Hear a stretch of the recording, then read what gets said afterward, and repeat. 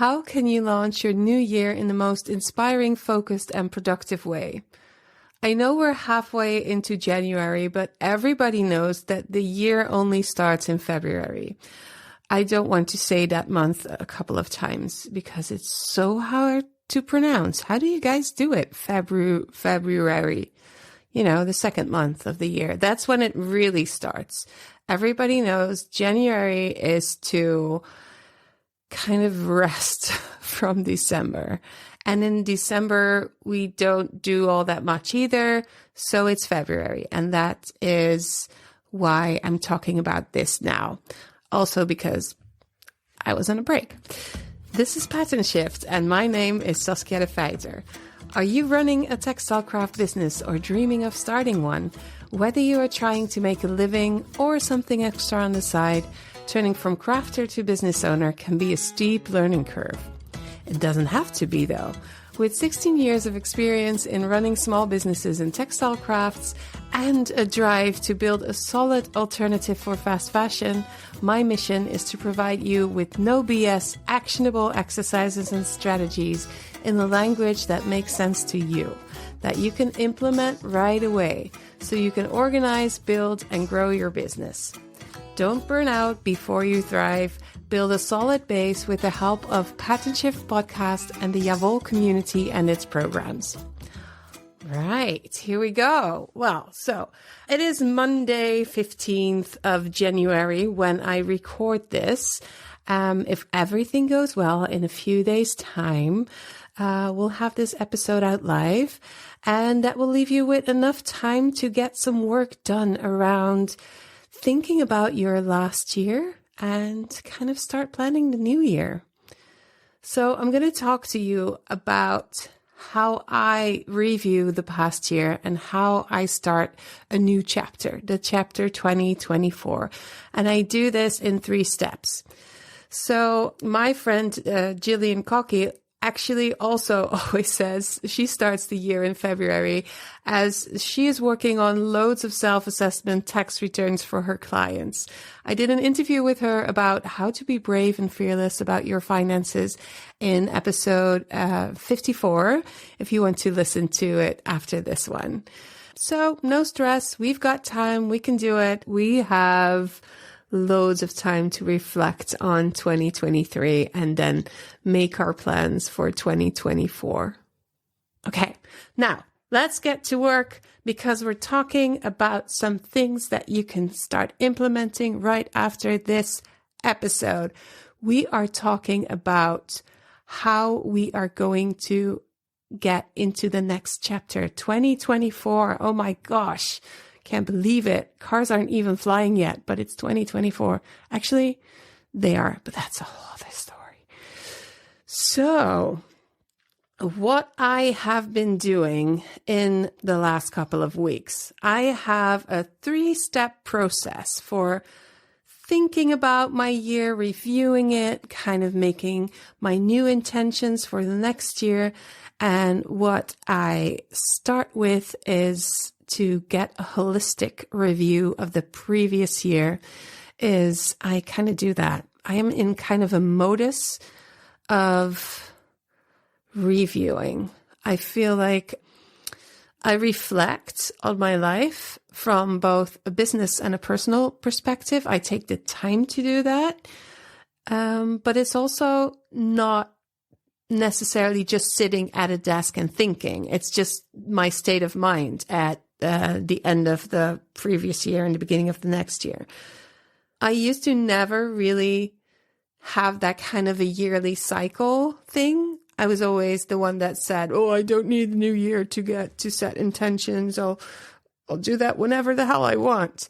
And that's still true. But when you run a business, the year, the quarters, it's just kind of a natural flow. And it also matches the weather.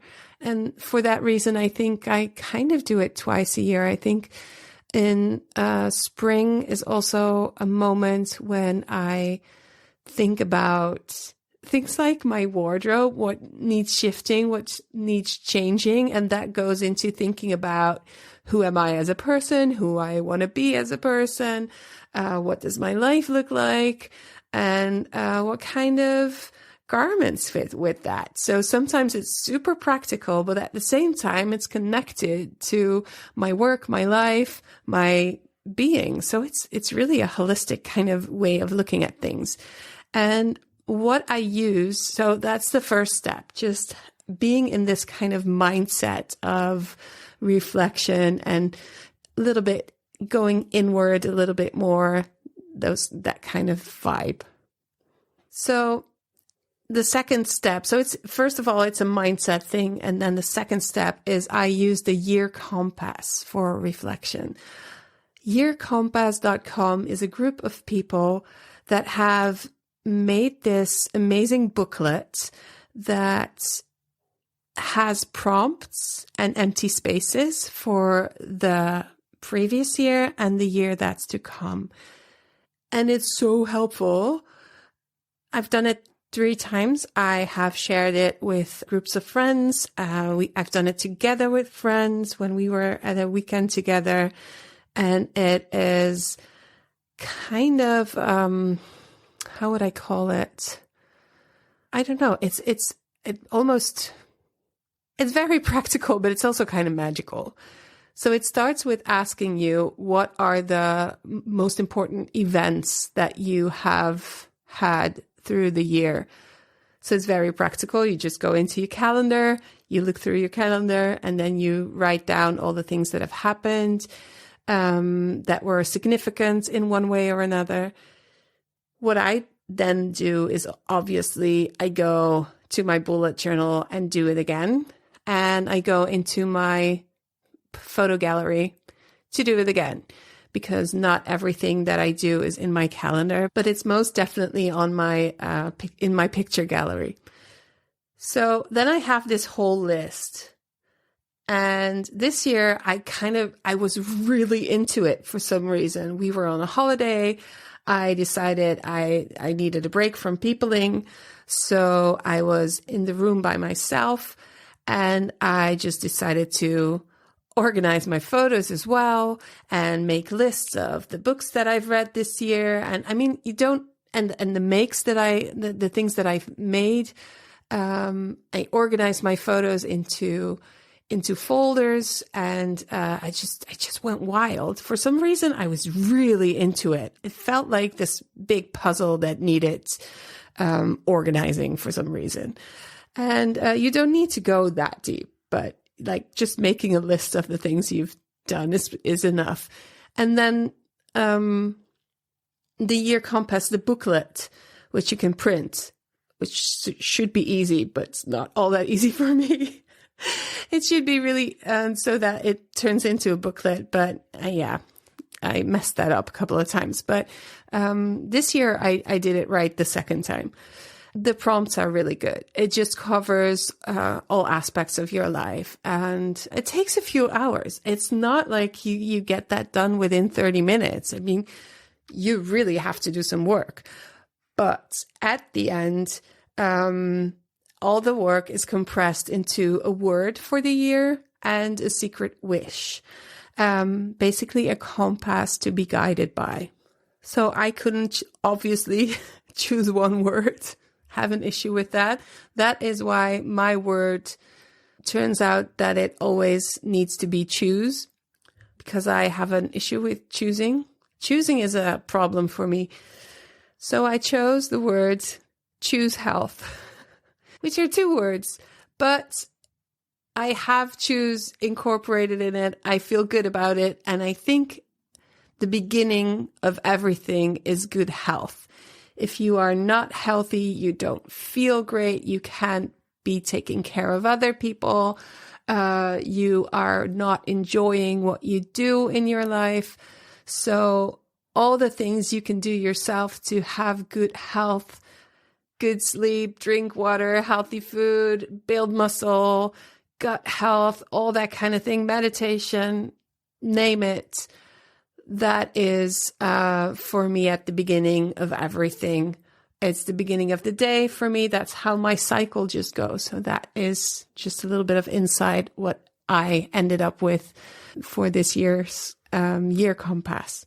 So that's my step 2. Again, step 1, mindset, get into that kind of modus. Step 2, I use the year compass and set aside a few hours to do some reflecting, looking back, looking forwards, and ending up with kind of a compass. And then step 3, which is basically the most important, it is my daily practice as a bullet journalist. It is the most important thing. I do it daily, not all days, but most days. I could not live without my bullet journal. It has been my trusted companion since 2017. I had some breaks. We were on a break for a while, and then I came back to it because Ryder Carroll has designed the best companion, basically, to your daily life. What bullet journaling is, in one sentence, is not what you might think. If you go on Pinterest or Instagram, you will see beautiful, creative, artsy journals. That's not what I'm talking about. I'm talking about the actual bullet journal methods, where it is basically a mindfulness practice disguised as a productivity system. Now, that's completely me. That's what I need. I love to be mindful in the moment. I need to be mindful in the moment. I need to reflect on what happens to my inner thoughts, what I do as a mom, as a partner, as a friend, as a business owner. And I also need to have my productivity kind of in a system, because if I don't, it's so messy. It's so messy. You won't believe it. I need a system.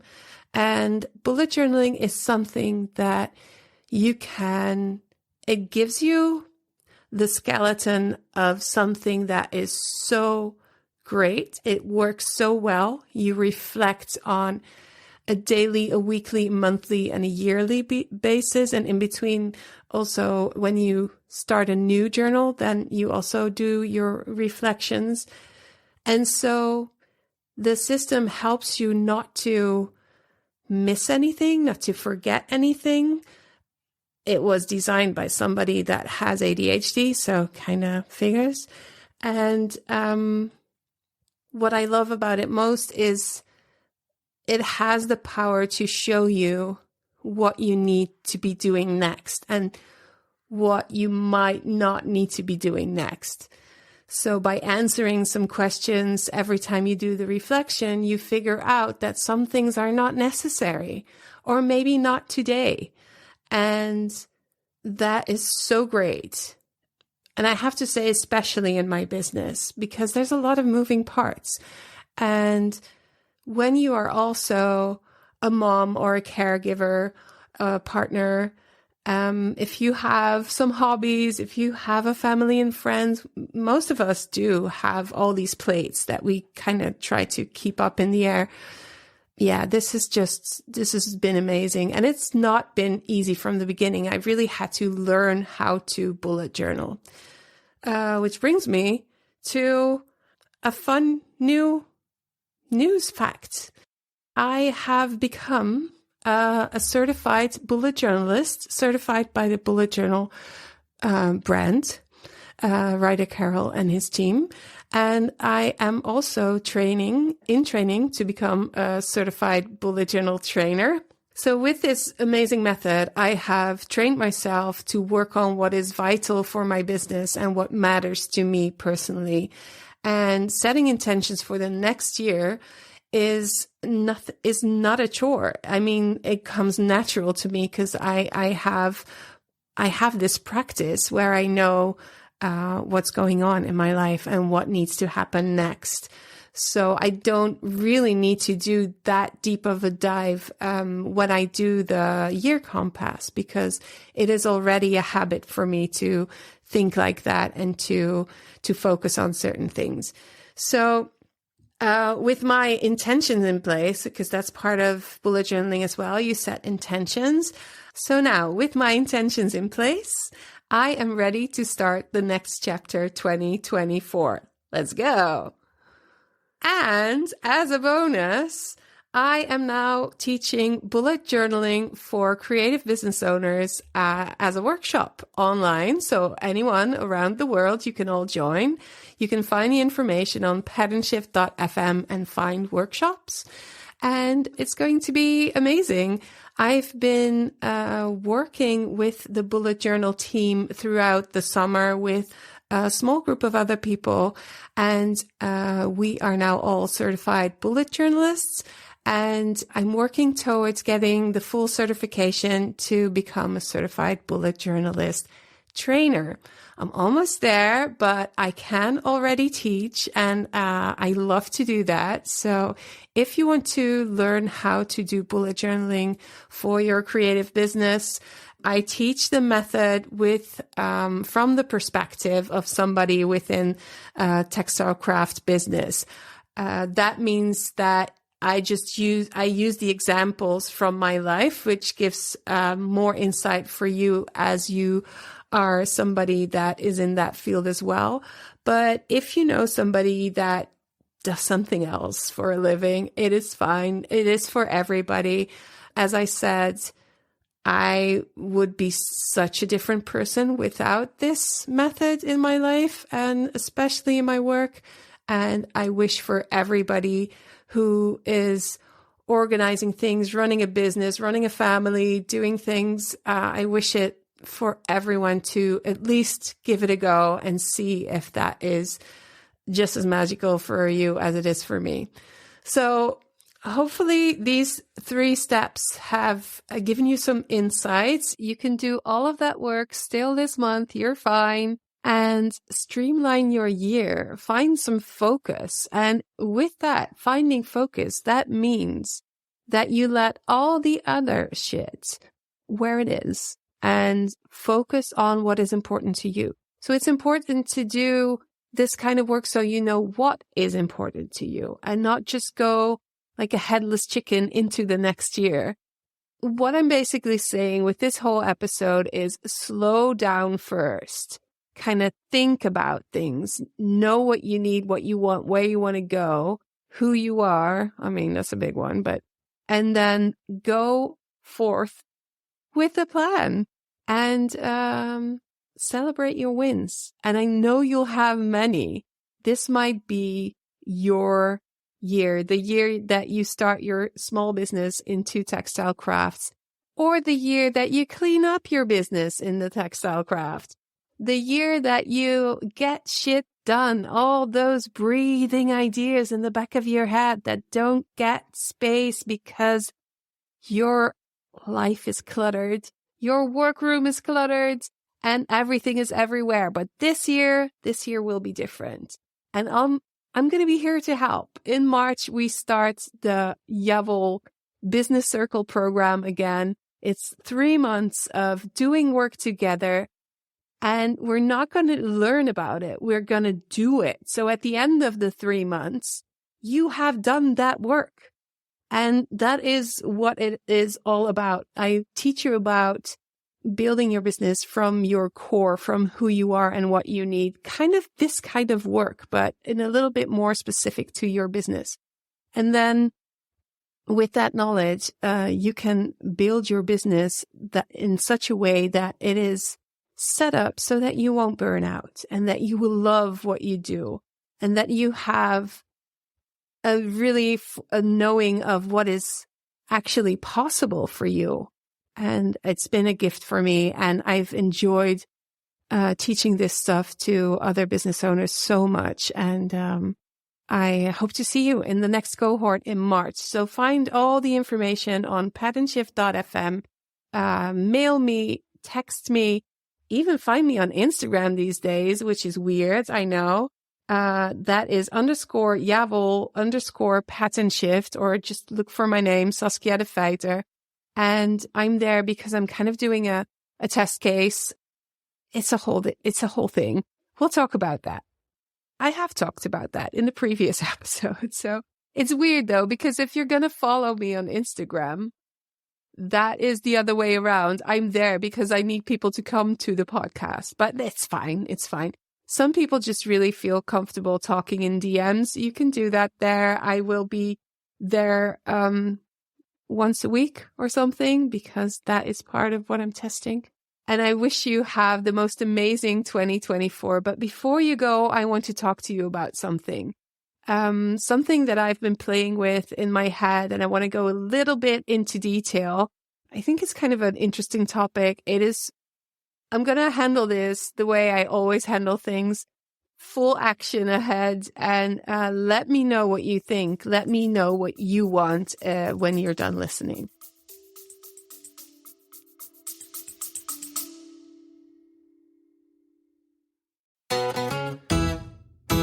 Hello, friends. I just want to say something to you quickly. So if you're liking the podcast, if you're liking what I'm talking about, consider joining the mailing list. I have bi-weekly updates on the podcast and or business insights and tips. The occasional exercise to get you ahead. If you want to actually talk to other business owners about the things that I talk about here on the podcast, why not become a Yavol community member for as little as €8.50 a month? That's like buying me coffee and a croissant. But don't do it for me though. Do it for yourself because I promise that you will get something out of it, either the emails and or the community.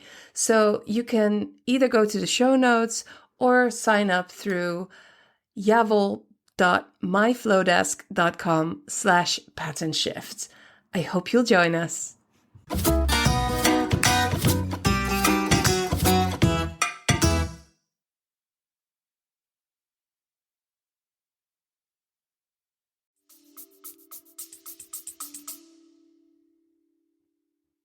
So podcasts make money or get money to cover the cost in all kinds of different ways. I want to talk to you about some of those different ways, how I think about it, and what I will be trying in the upcoming months. I hope you think this is interesting from all kinds of perspectives, and I'm just going to talk about it and we'll explain my thought process. And let me know what you like. I hope you will do that, what you love, what your thoughts are, because I'm doing this for you, the listener. And I love to hear what you think would be helpful for you, or fun, or engaging, or what you would want to engage with and what you would not want to engage with. So please contact me and let me know afterwards. I'm just going to give you my thoughts. They're not fully finished yet. I'm in the process and I need your feedback. So let me know, please. Thank you. So I just listened to a podcast that had no less than 6 ads in an hour-long episode. 2 at the beginning, 2 in the middle, 2 in the end. Others use affiliate links. Some podcasts cover the cost with the use of Patreon supporters. So far, my podcast has been one big ad for my community and my programs. And that is why I have the podcast, that I try to hopefully find people that like what I have to offer and that can learn from the experience that I have. And so I haven't been making money out of the podcast, even though it's been going really well. I've been going strong this is the 4th season.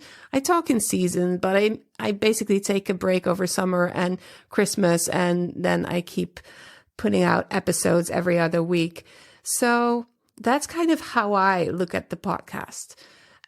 But I've also been thinking that it would be nice to have a little bit of budget to grow the podcast and to do better things and to be able to kind of outsource a little bit more so that I have time to do the other stuff as well. Because I work a part-time week. That's what it's most healthy for me and my family, the people around me. Really, if I work too hard, ask the people around me. It's better. So that is, if I cannot put the hours that I have to put in the podcast when I want to grow it, when I want to make it better, I have to ask for help. So I've been working with an editor, which is amazing and it helps so much. And just last year, I did a trial with an assistant, and now I have a podcast assistant. So Neil is my editor, Teresa is my assistant. It feels really snazzy, but that is just kind of how the podcast is growing and evolving. So I've been looking into a few things I could do. As you might know, I've tried Patreon, but it's just not my thing. It's just another space where people need to go to. I feel like that's too much to ask. It also feels like I have another community while I already have a community, so I need to be in two places. And so I asked people, hey, you want to just join the community as a support thing? But then some of them were not really community kind of minded people, and they just wanted to support in the background. I never felt like a Ko-fi kind of thing matches my life work setup. I feel like that wasn't my thing either. And now what's been happening in podcast world is subscriptions. So people can subscribe to a podcast and you're like, why would they do that? It's free.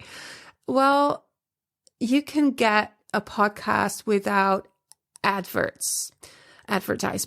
Whereas if you're not on the subscription, you will get the advertisements. That is a reason why you want to do that. Or you can get bonus episodes. So there's two roads that I can go into. I could either make bonus episodes, and if you're listening on Apple Podcasts, then all you need to do is just go to my podcast area, and then there's a button, and then you double click on the side of your phone, and then you pay a really tiny, like cup of coffee, tiny amount of money, and you'll get bonus episodes or something. And that is just so easy. It's just 2 clicks and no effort whatsoever. But Apple kind of asks for a big percentage of the whole thing. So that will only work if there's enough people that want to do it, because otherwise it'll just cost more money. But if you don't take a risk, like that is the thing, right? With owning a business. And then the other thing is the hosting platform that I host my podcast on, that is buzzsprout.com. Not affiliate links, not any of them, not yet. They also do subscription. And what you can do then is a little bit more clicking. So you go to the show notes, then I'll have a link there, and then you choose the amount of money that you want to support the show with. And that's even less. That's just like a glass of water type of money. And then you can decide how much you want to do. So you can also buy me champagne. I don't like champagne, but just saying the amount of money that, you decide. And, so that's also an option. And now I've been stuck and I need to get this episode out and I can't decide. So what I'll probably do is I'll probably try both. And if you want to support, and I hope you do, that really helps with me making this podcast. And actually, it's not just about money. It also just shows me that you appreciate it and that you come back and listen to it every time. So I hope this tangent doesn't turn you off. So that's what I'm going to do probably. I'm going to put out a bonus episode on the Apple subscription, which you can find when you're in Apple Podcasts, and just click the button. It's going to be so clear. They make it so easy. They make it really easy. And then I have in the show notes of the episode, whether that is on PetAndShift.fm or in the platform where you're listening, the little bit of text that I always add. Well, my assistant does that now. There's going to be a link, and then you can do that too. So that's less money, but a little bit more action. It would be nice. Would be nice if you supported the show. Even what's his name? Stephen something, Diary of a CEO. It's like, that's like TV quality stuff. That's huge. He also has a subscription. So I was thinking, if he asks people to subscribe, why can't I? I mean, right? So until next time, and remember, every stitch counts as we work together and create a pattern shift for you, your business, the crafters, and the fashion industry. Bye.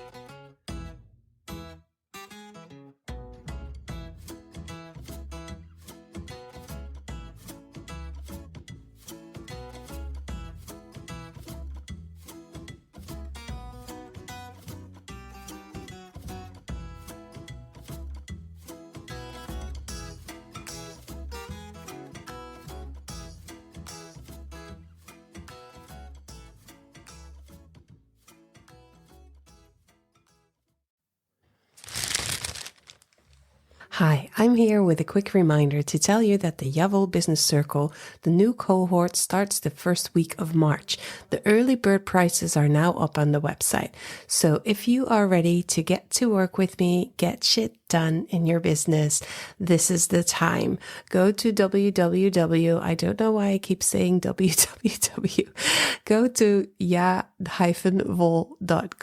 or even patternshift.fm and find all the information you need on the Yavel Business Circle. I hope you will join because I can't wait to start working with you.